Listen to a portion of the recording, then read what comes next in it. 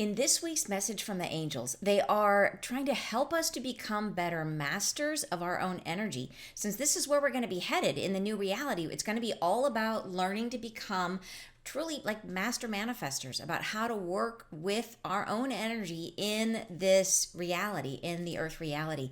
And so they are calling our attention to what they're calling moments of separation, and helping us to become more self-aware and rethink about how we are working with our energy in these moments, to recognize how potent these moments are for creating something new. So it is really expanding. This message is super expansive. I feel like we're getting into some of the graduate level information here with the angels. So welcome back, you guys. I am so glad you are here. Thank you so much for joining me, for sharing these messages together. I so appreciate you're bringing yourself and us all holding these messages together. And if you are new, welcome. My name is Ann Tucker. I'm a trance channel. I channel from the angelic realm. I do that by going into a deep meditative state or trance. And from that deep state, I raise my awareness as high as I can go. And then I just stretch a little higher. I connect with the angelic realm, and then messages, information, and healing come through. And I share it here with you guys on YouTube. So my format is we're going to go through, I'll share with you the original channeling, which I did last night. I usually channel Thursday evenings. And then we will go through it together and break it down, because that we tend to get a lot more out of it doing it that way. You may notice when you're listening to the message, there's a lot of frequencies that come through, and sometimes when you're listening those frequencies put you in a state of mind that it's hard for the words to stick. So you might find that it's harder for you to follow the first time you listen to the original channeling. What I would suggest is just roll with it. Let the frequencies roll over you. If you're really open and you're feeling it, just be with it. Let the frequencies soak in, and then afterwards we'll talk it through, and you'll get the conscious mind can come along. So anyways, I think the best way is just to let it be however you're receiving it, to take it in. So before I share the message, I just wanted to share with some of you guys who I know are thinking about coming to my October retreat, which is the Expand Your Heart retreat, to give you an idea of who else is coming. Because a lot of people are curious, like who's going to be there? And I can tell you some of the amazing people that I've gotten to know at our last year's retreat and some of my previous retreats who are going to be there this time, that are wonderful. That's one of my favorite reasons. One of the reasons I keep doing retreats is because of the friends that I make and the people that I meet. So there's all different types of people that are coming from all walks of life. We have people coming from far away, like Maureen, who flies all the way from Austria. She's an amazing person, super dedicated to her journey. And we have people that are more local, and we have people coming in. So Andrea's coming in from Alaska. She's a person, if you're into the deep sea fishing and Alaska type sports, she is your gal. She knows the life of the Alaska wilderness. So she and her husband are coming this year, which is amazing. We've got Dougie, who came. He's come to some of my previous retreats. Really interesting guy with some fascinating stories I've gotten to hear, which I know you're going to be wanting to ask him about. We have all different people. Daphne's coming, and she's an animal communicator, as well as she's a former triathlete. Christy, she's a beautiful soul. She, in her free time, she's a dog walker. She takes care of pets, and she also is one of our soul convergence guides.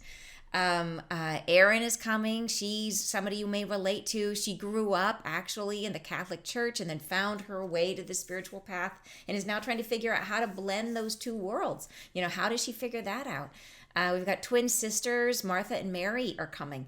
And they are, I love Martha and Mary. They've been to many of my retreats, and they are really, I would say, full of life. They are wonderful people to talk to. So kind, really smart, and they just always have interesting, what they're doing in their lives is interesting. So Martha she lives up actually not too far from me in Washington State. And she just moved to a new area. She loves to swim. Her twin sister is super involved in local politics. So they're really like education, specifically education politics.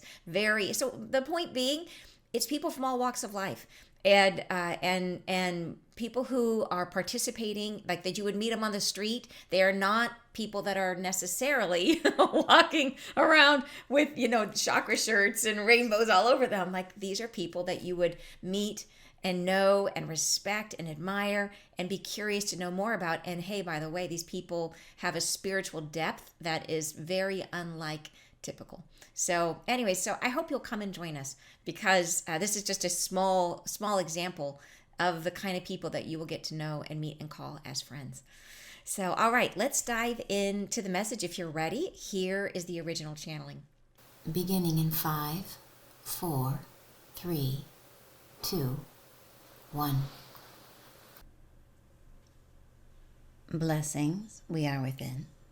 We begin speaking to you now on the concept of fortitude and strength, of where you are forming yourselves adamantly against or for something.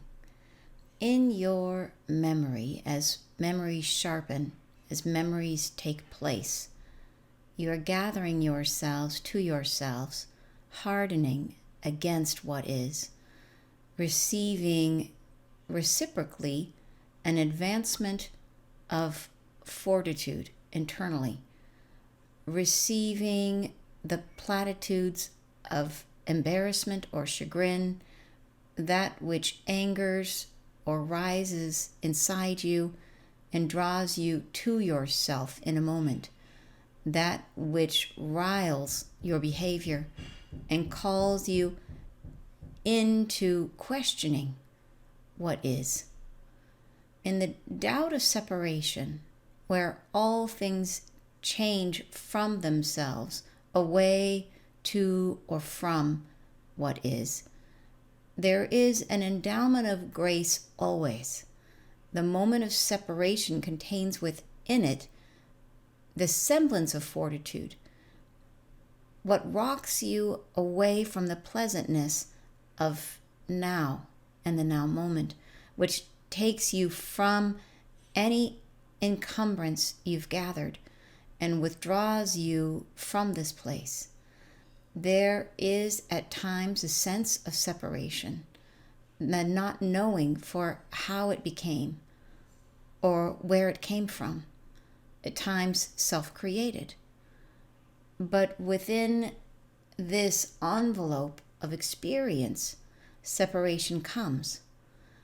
And as the memory-making experiences unfold within such environments as you find yourself, you may draw up into question where things are going, how they're pronounced, other ways and points of view, new caretakings you do not agree with. These stations of presence can announce themselves as intrusions upon your own reality, can draw into formation that which anchors itself into your own field and causes a mishap, a misstep, an incomplete vibration which you are not attuned to, a jarring sensation against which you must entertain the potential for changing what is. In the sentencing of your own discussion, in how you are drawn forward, there is much at stake. There is the pronouncement of your own hesitation or of your own anger. There's presence taken form against haste and procrastination, as if all draws forward through you into the now moment. However, being on guard against what is causes within the separation and the separative field the withdrawing of enjoyment. It curtails your ability to become benign to what is. It anchors within you. It draws into yourself the power to separate you from your own contentment. It anchors and draws you down out of presence into lack, suffering, to the self-diagnosis of one who is put upon or put against, as if the world conspires against you. The crux of the moment, the momentary guidelines of creation all start from the same beginning. The moment of separation, the moment wherein you are diagnosing your outer world is contaminating your inner world, wherein your sensory experience is withdrawing itself, recoiling from that which is not self.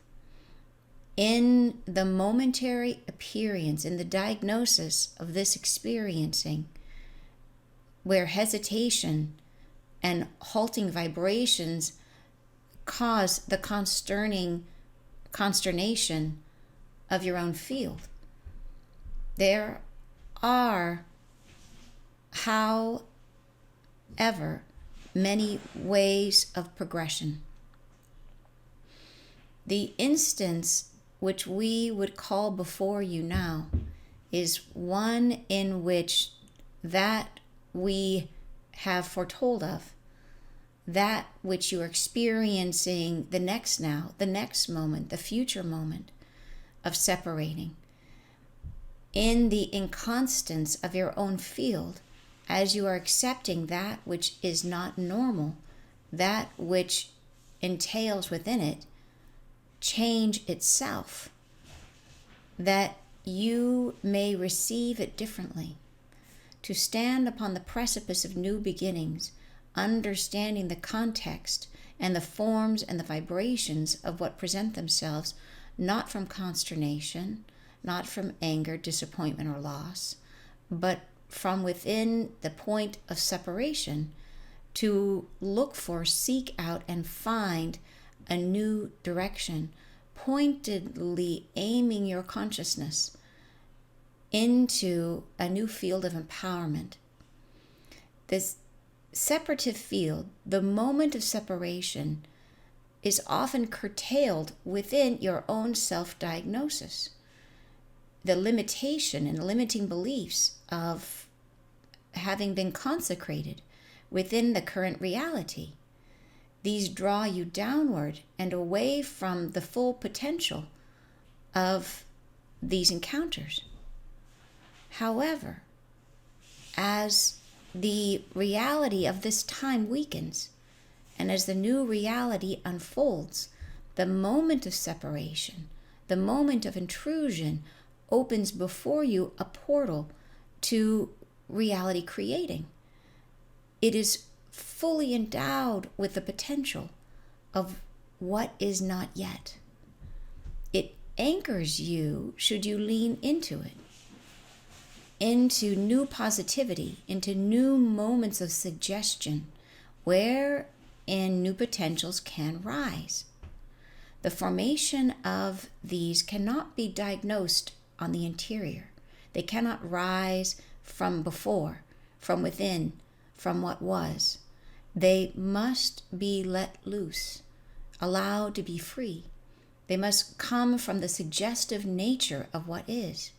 Therefore, for the soul that wishes to drive their consciousness into the new state of becoming, they would behoove themselves to identify these separating moments, the moments wherein they encounter an intrusion into their field, something suggestive of change, of interruption, of encounter.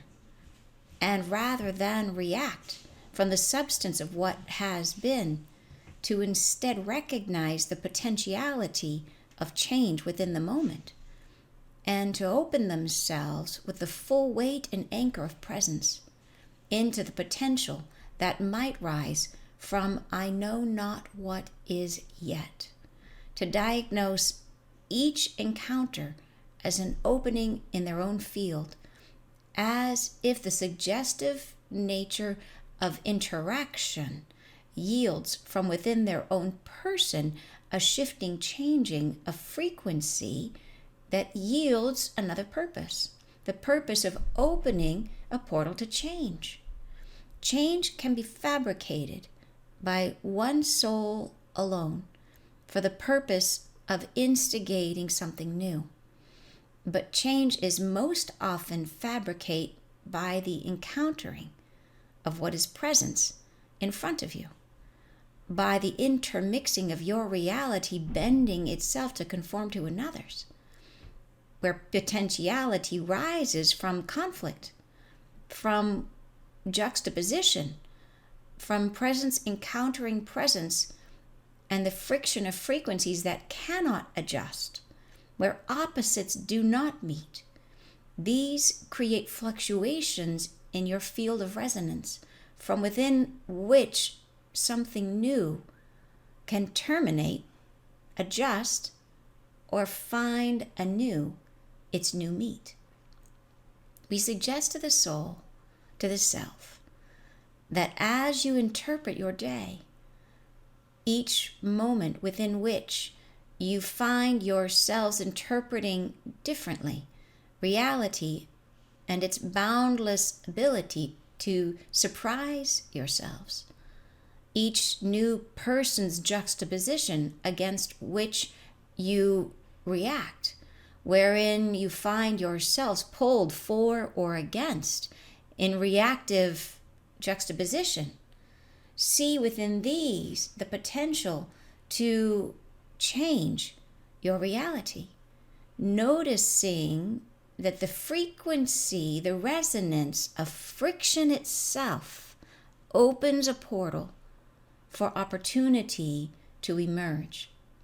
Becoming present to this is, yes, an important stage on the journey of learning to work within the confines of the truth of energy within this plane of existence, to become the maker and the master and the interpreter of what is the structure of your reality, as opposed to simply the beneficiary of what has already been created.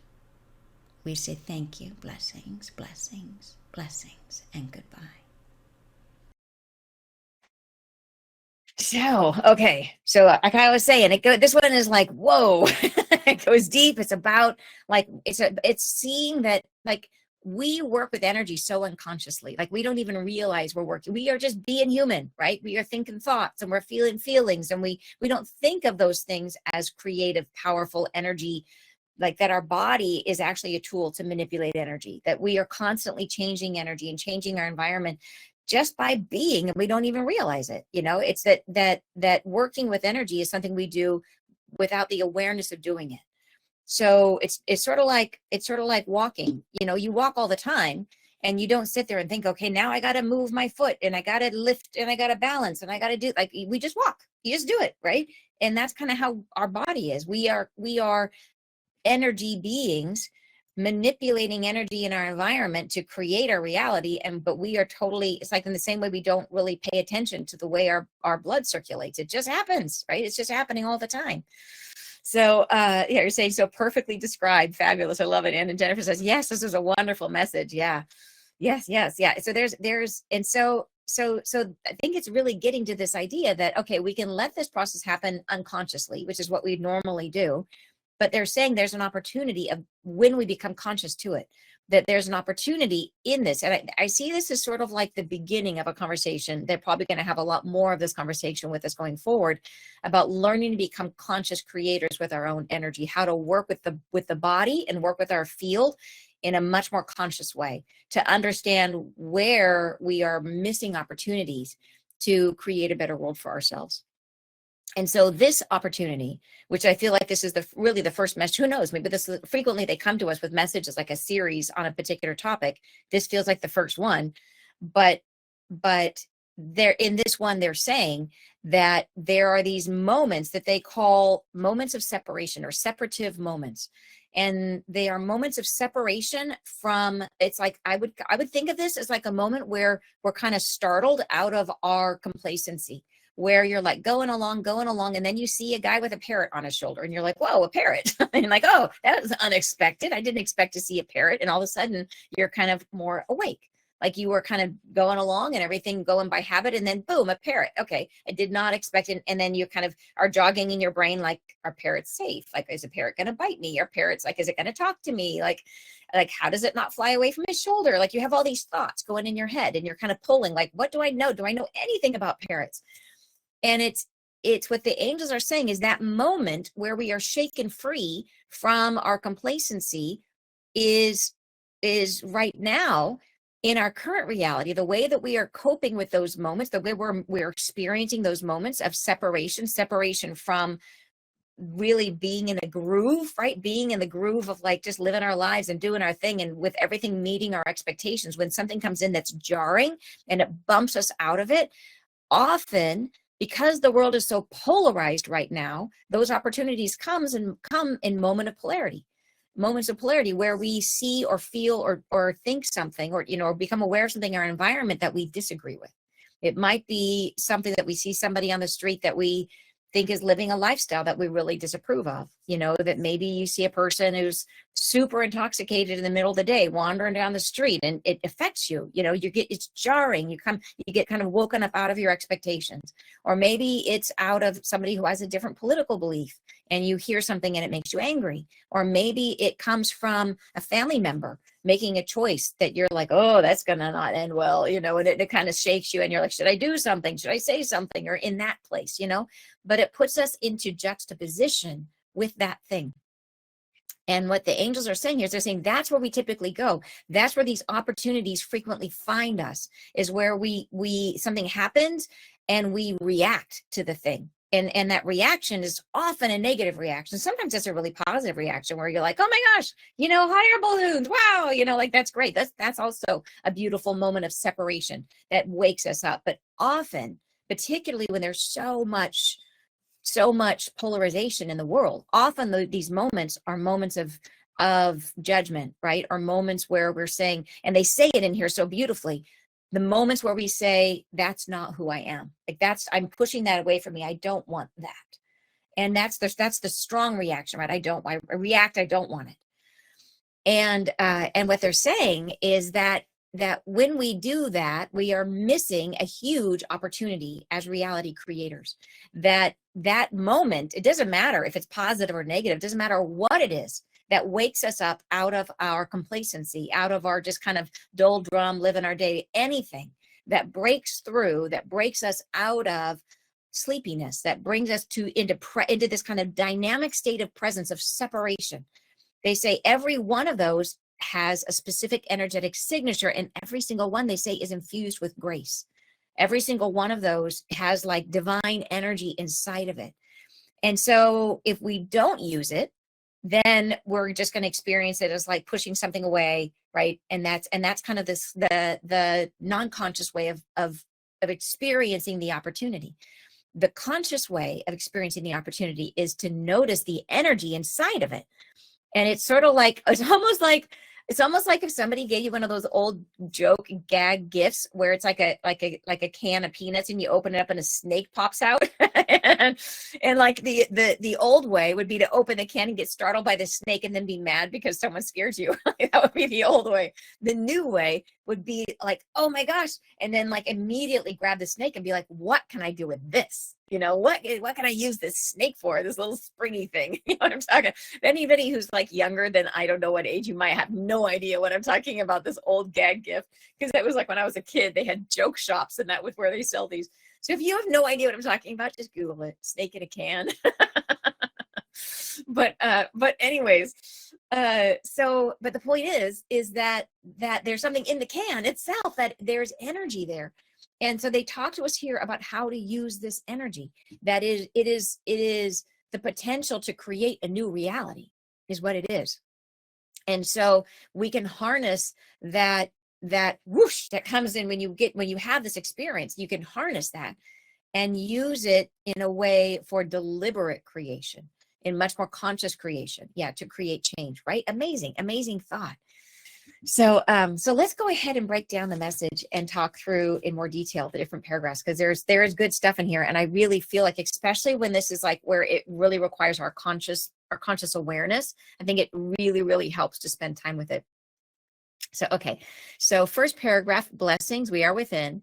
We begin speaking to you now on the concept of fortitude and strength. So interesting. So fortitude and strength, we think these are really good things, right? Of where you are forming yourself adamantly against or for something. So basically, where are we digging our heels in, right? Where is it that we are digging in our heels?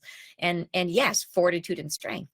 But like we have strength, we can be very, very strong, but that strength can be resistance. So next paragraph. So that's kind of what this is about. It's about our resistance, where we dig in our heels and against, for or against something. In your memory, as memories sharpen, as memories take place, you are gathering yourselves to yourselves, hardening against what is, right? Receiving reciprocally an advancement of fortitude internally. So this is, I read this to say that that when we are, like when we have our memories, and memories that really stand out to us is those moments where something surprises us, something comes out of the blue, or something is not what we expected. And in those moments, how do we react? Do we gather ourselves to ourselves? Like, do we withdraw, right? And hardening against it, we kind of say, okay, I'm suspicious. I'm putting up my barriers, my shields. I'm protecting myself from this thing. I'm on guard. I'm on guard against this. I'm hardening against it, right? And then when we do that, we receive reciprocally an advancement of fortitude internally, receiving the platitudes of embarrassment or chagrin, that which angers or rises inside you and draws you into yourself in a moment. So this is that idea and then they say that which riles your behavior and calls you into questioning what is. So the questioning what is the positive moment here. That is the moment of separation where we're saying, what is that? Like, why did that happen? Or what is going on here? That is the positive expression. But often in our memories, what we are doing is we are gathering ourselves to ourselves, acting in defense of something. And when we do this, we receive reciprocation, is what happens when we set up an energetic push. When we push something away, often whatever we're pushing away from turns in response to us with something, like, because we are expecting negativity, we get negativity back, right? We create a dynamic of negative interaction, and it comes from, we start it. And I know you guys have experiences. I can think of many examples in my own experience where I have seen someone reacting or interacting with me from the place of their own wounding, where I would say something I thought was like totally innocuous, and the person would receive it in a way that was coming through the filter of their wound.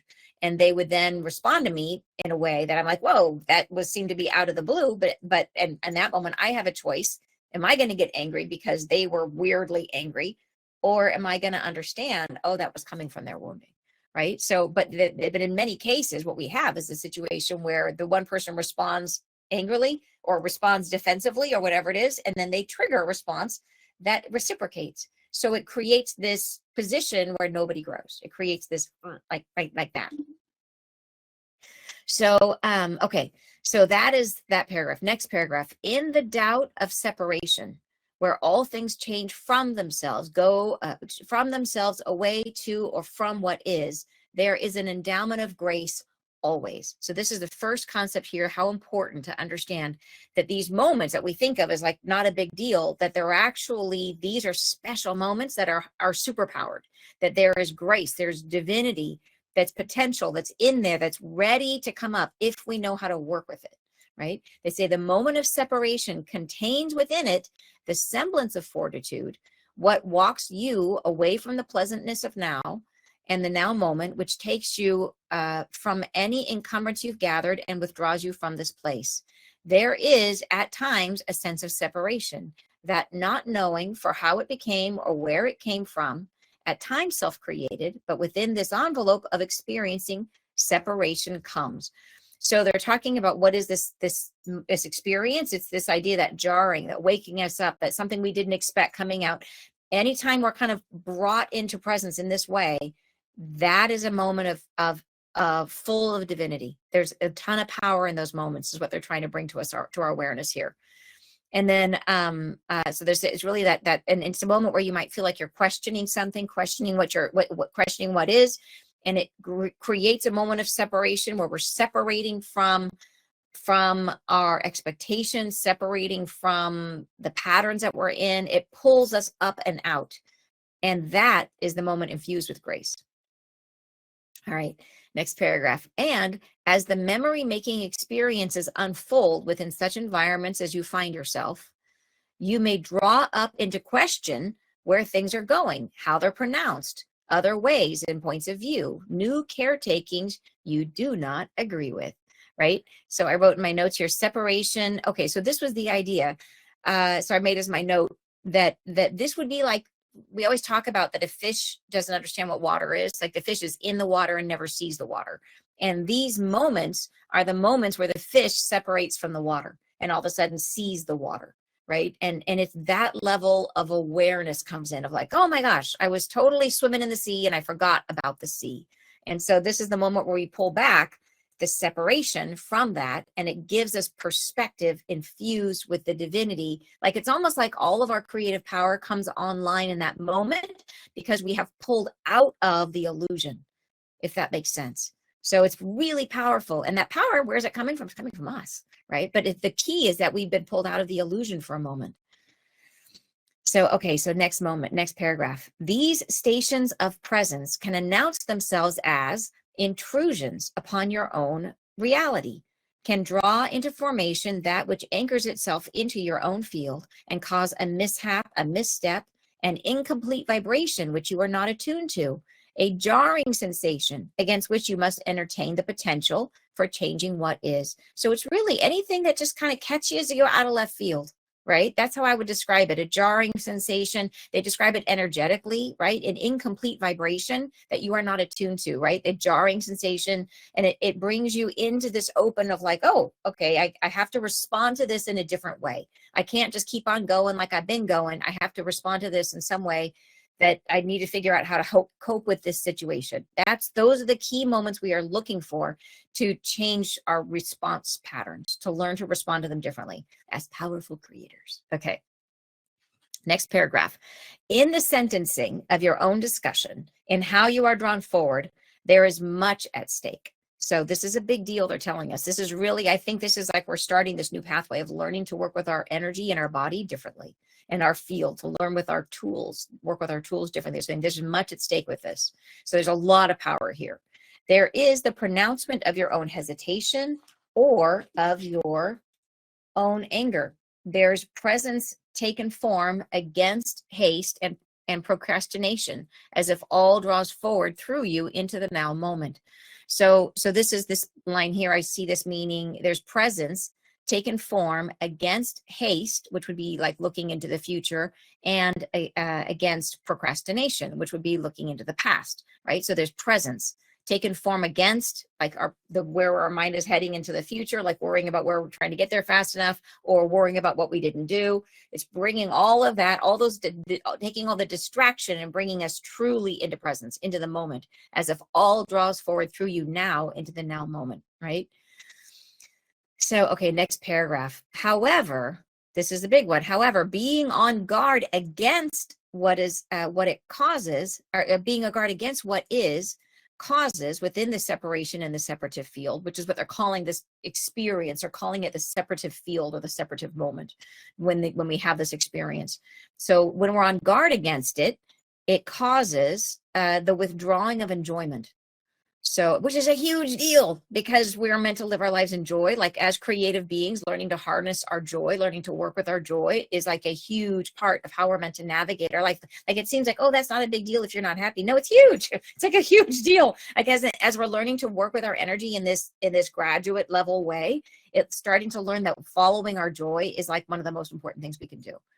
It curtails your ability to become benign to what is. So benign is gentle, kindly, no harmful effect. So when we are on guard about to what's happening, when we see something and we react in fear, we react pushing it away, we're on guard against it. It curtails our ability to enjoy it, and we're no longer benign to it. We create a harmful pattern out of it. It's no longer harmless. So say, for example, you see that inebriated person walking down the street, and if you immediately respond of like, oh, I don't want that in my life, like push it away, as opposed to like, oh, like Like you just kind of let it flow through you, and you just see, well, I wonder what energy could be created out of that. It's like this person is making a choice and they're on a journey and they're having their journey, and I wish them well, what I mean? I wish for them to have a supportive journey, like a happy journey, and maybe they're not on it right now, but I'm trying to come into it from the perspective of, like, maybe because you looked over here, it will open you to seeing the thing that was just behind it, which is something you actually are really interested in seeing. You just never know, right? It's that idea of like, oh, I wonder where that will take me. And seeing it without the need to react to it, to create a negative experience for yourself. So it curtails your ability to become benign to what is. In other words, to not have any harm to you from it. There's no reason why it should harm you. That's just a person having their experience. It doesn't have to harm you. It anchors instead, when we're on guard against it, it anchors within you. It draws into yourself the power to separate you from your own contentment. It anchors and draws you down out of presence into lack, suffering, to the self-diagnosis of one who was put upon or put against, as if the world conspires against you. So it really is, think about what that's like. If you see someone doing something that bothers you, and how do you respond to it? Like, what is the choice we make in that moment? And can we just see, like, that's just their journey, and it doesn't have to have, it can have no effect on me, right? It doesn't need to have any effect on me. And if I notice it, I just think, maybe that's just, like I said, just leading me to see a new thing, or leading me, redirecting my energy in a new way. And maybe it's pointing me this way, who knows, right? See it as that's their life and this is my life. The crux of the moment, the momentary guidelines of creation, all start from the same beginning, the moment of separation, the moment wherein you're diagnosing your outer world is contaminating your inner world, wherein your sensory experience is withdrawing itself, recoiling from that which is not self. And so that judgment could come from any number of behaviors that you observe, some of which other people would think were absolutely fine, but it's not you. It's not something you identify with. It's not something you're comfortable with. It makes me think of like my mom every time she sees tattoos.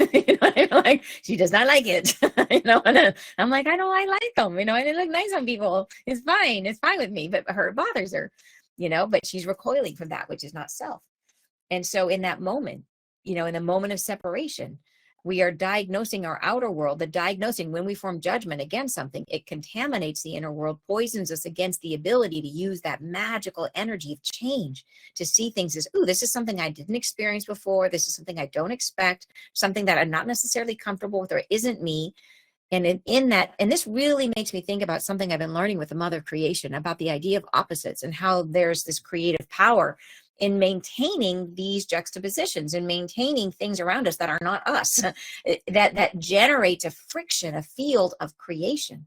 And it's if we can be just comfortable with it, if we can just get okay with the idea that having things around us that are not us, it can be really, can be generative, right? It's challenge, but it creates, it produces an energy. It's like two magnets trying to come together that they don't, and there's a field in there that you can work with that energy.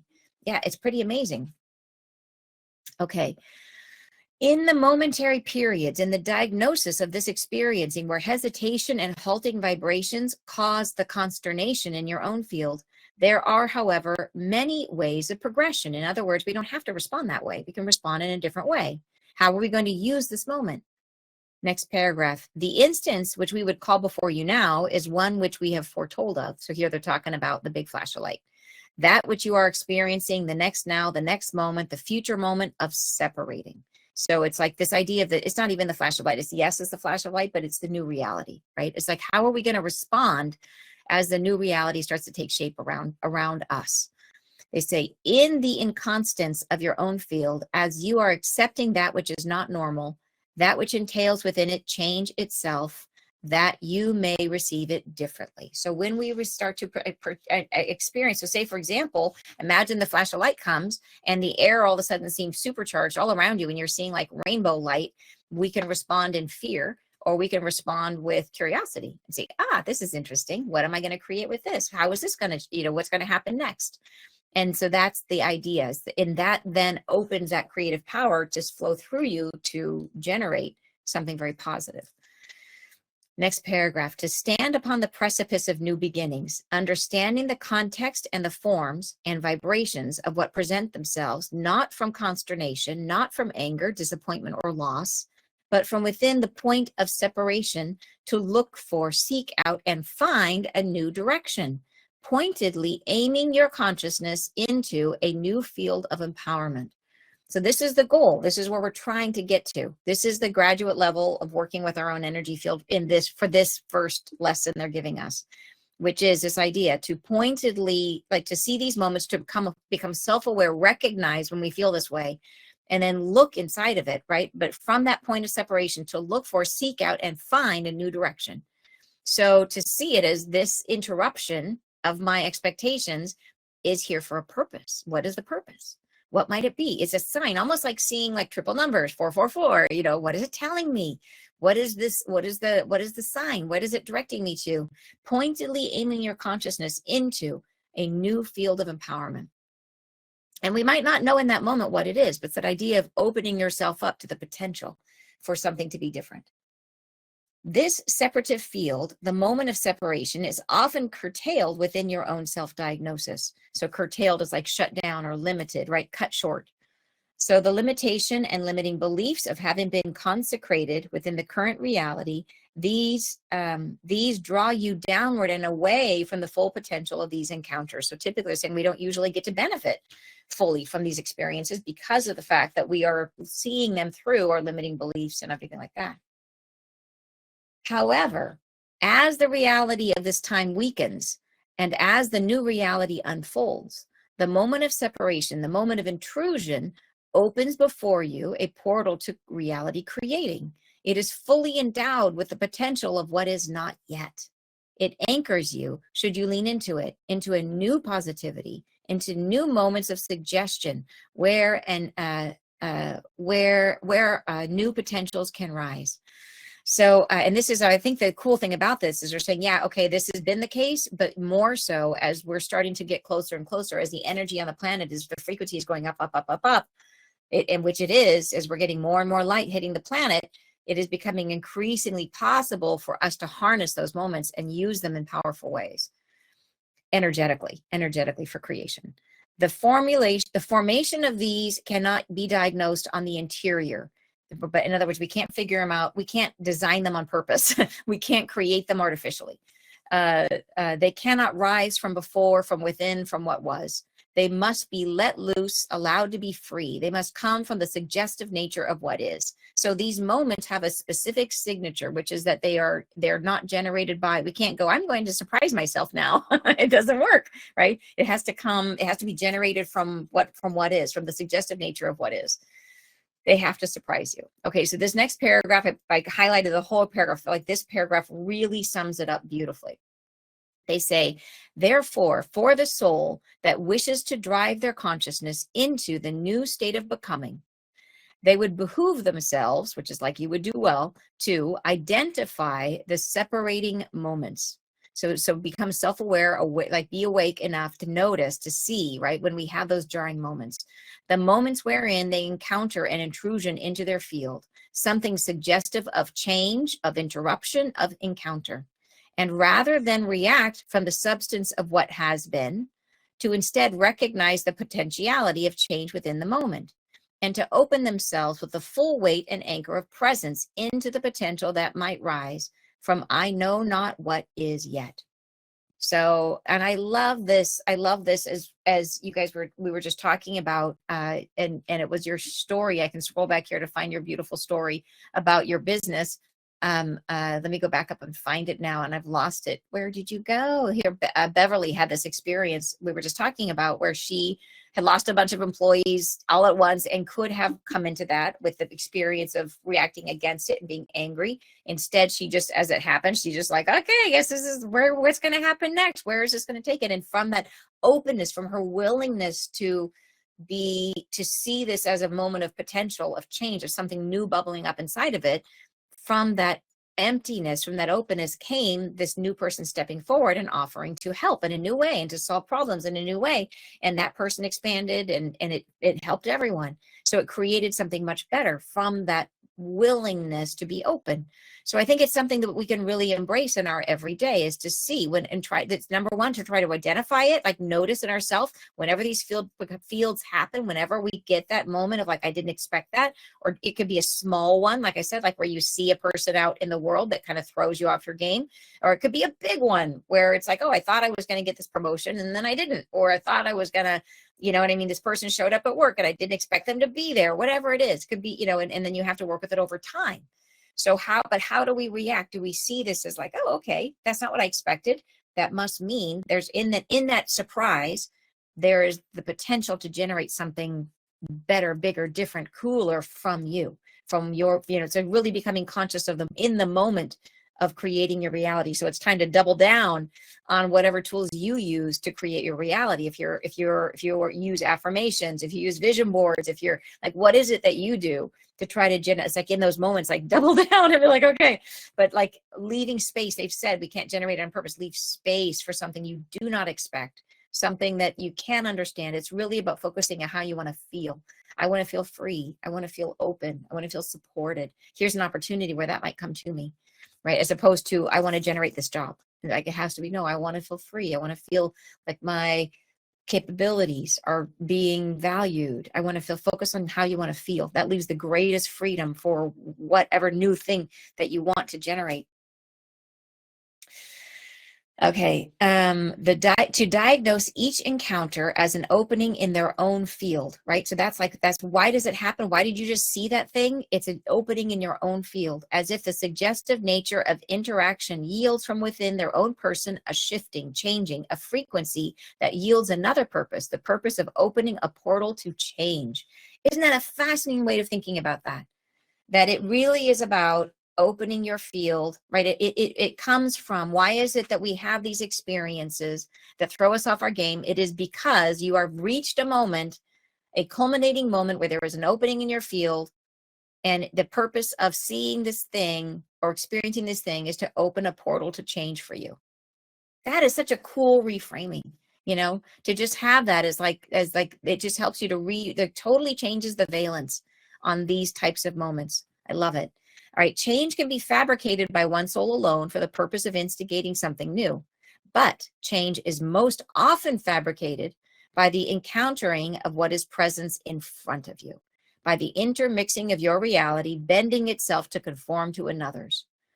So this is that idea that most of the time, the thing that's going to create the most of these moments is going to be when we are having to face something that is not self, where we're being challenged in our reality in some way, right? Where potentiality rises from conflict, from juxtaposition, from presence, encountering presence, and the friction of frequencies that cannot adjust, where oppositions do not meet, right? These create fluctuations in your field of resonance from within which something new can terminate, adjust, or find its new meat. So like, it's almost like imagine that you're a musician and you're playing your instrument, you got a violin or whatever you're playing, and you're kind of working with a bunch of other musicians, and you are doing like a jam session where everybody is playing and you're trying to kind of respond to each other. But you've gotten into a groove where you're kind of playing this one thing and everybody else is kind of settled into that same thing, and you're all just playing away, and it's getting a little stale. And everyone's just playing the same basic idea over and over and over again. It's becoming repetitive and it's becoming stale. And then suddenly someone falls off their stool and it goes screech, you know, and it's like, oh my God, what was that? But then what if you're like, well, that screech was interesting. And so you make a screech on your violin. And then the other person kind of picks it up and they do something that then responds to it. And it takes it in a totally new direction. All of a sudden, you're having fun again. And you've created a brand new riff that you're playing with and doing something. So that's sort of the idea here. It's an idea of it's like when frequencies, the frequencies, and I love that they're describing it very much from an energetic perspective, because they're trying to help us to understand this is not just about, they want us to think about it as manifestors, as energetic beings, learning to think about the tools that we have, while we work as a human, to start to think about it from this perspective, because it will give us more freedom and more ability to manifest in more, in higher and higher levels of awareness, right? The friction of frequencies that cannot adjust. So in other words, when two things do not fit together. So that screech did not fit with the old riff that you were playing. And all of a sudden you got to adjust, you got to change, right? These create fluctuations in your field. So imagine that when you were playing the old way, if you were playing the instrument, the violin, and imagine it's like like you drop a pebble in water and it creates this perfect smooth ripples. And you've gotten into this set pattern you're playing, and it's these perfect ripples, and it's very silent, very boring. And then all of a sudden someone drops a giant kerplunk and it ripples everywhere, and it chaos for a while, right?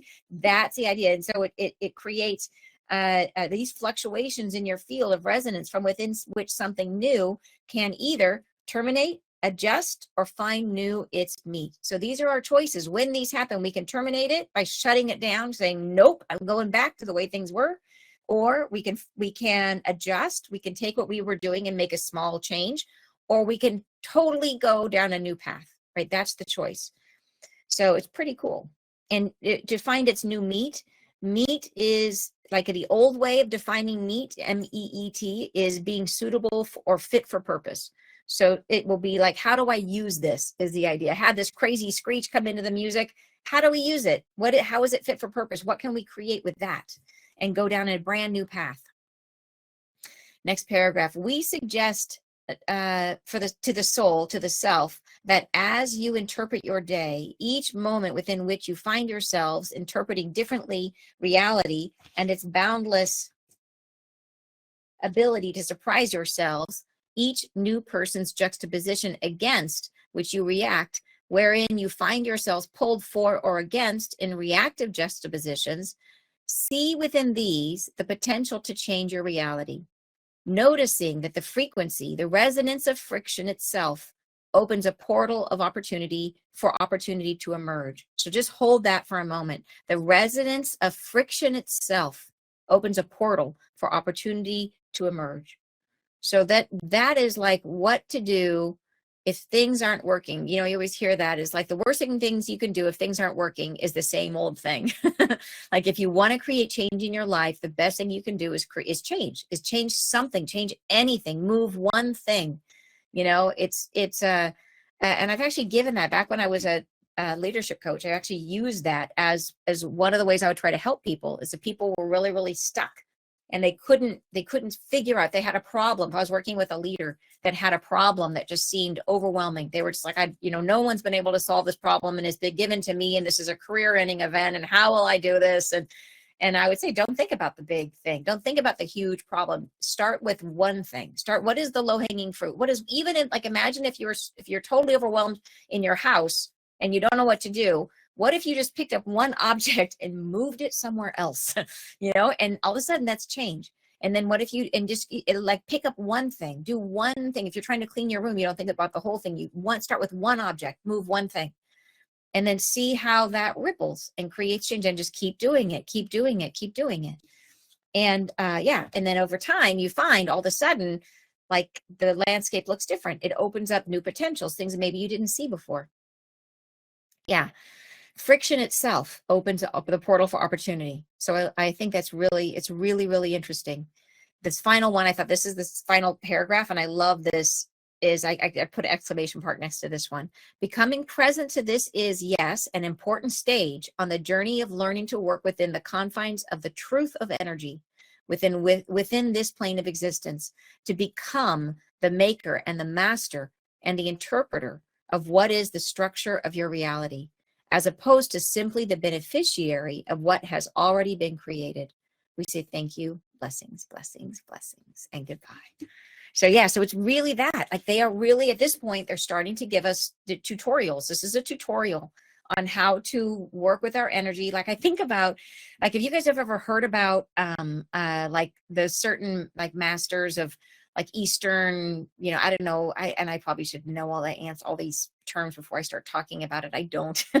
Like Taoist masters, the ones that, like, I'm thinking of like monks that can work with energy in really wild ways that you hear about, like chi, where they can like take energy from their body and like project it at someone, and you think about this, that they are in that tradition, they are learning there really is such a thing as energy that can be manipulated or changed or worked with in ways that we just do not have as part of our regular life. So when you see someone projecting their consciousness at a little pile of shavings and it ignites and turns into fire, and so I've seen things like this where people can do these, what we would consider to be amazing feats of, like, I'm sure, which took training, to learn how to work with energy.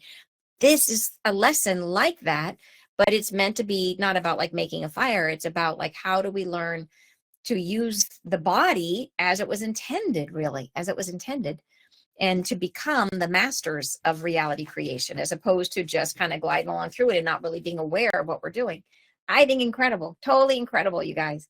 Thank you so much for being here today, for sharing the message together, for your amazing support of one another and of me and the angels. I'm so grateful. And I will see you guys next Friday live. Bye, you guys.